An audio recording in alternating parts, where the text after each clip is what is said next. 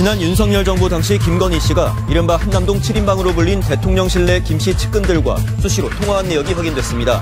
건강 문제를 이유로 어제 특검 조사에 나오지 않은 김 씨는 오늘 오후 2시쯤 출석할 걸로 보입니다. 어제 새벽까지 16시간 넘게 한덕수 전 국무총리를 조사한 내란 특검이 내일 한 전 총리를 다시 불러 조사하기로 했습니다.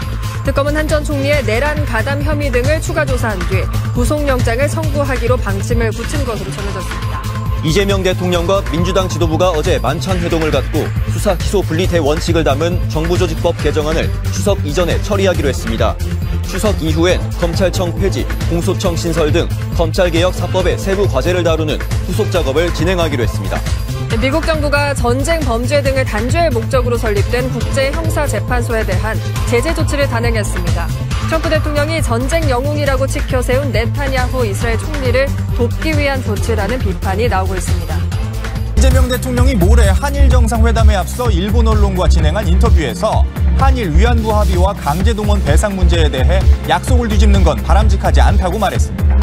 정책 일관성과 대외 신뢰, 국민과 피해자, 유족의 입장을 동시에 고려해야 한다고도 했습니다.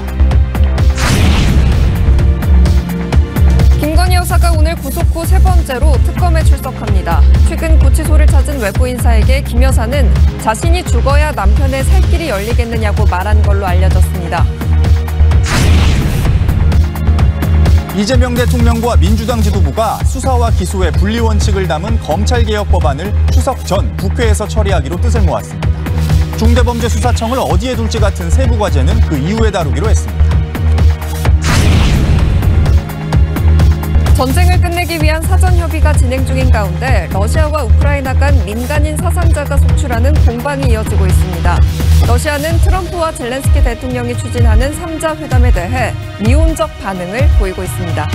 김건희 여사 구속기한을 이달 말까지 연장한 특검이 오늘 김 여사를 구속 뒤 세 번째로 소환 조사합니다. 건진 법사 전성배 씨에 대한 구속영장 심사도 오늘 열립니다. 이재명 대통령이 일본 언론과 인터뷰에서 위안부 등 한일 간 합의를 뒤집는 건 바람직하지 않다고 밝혔습니다. 일본은 매우 중요한 존재라고도 강조했습니다.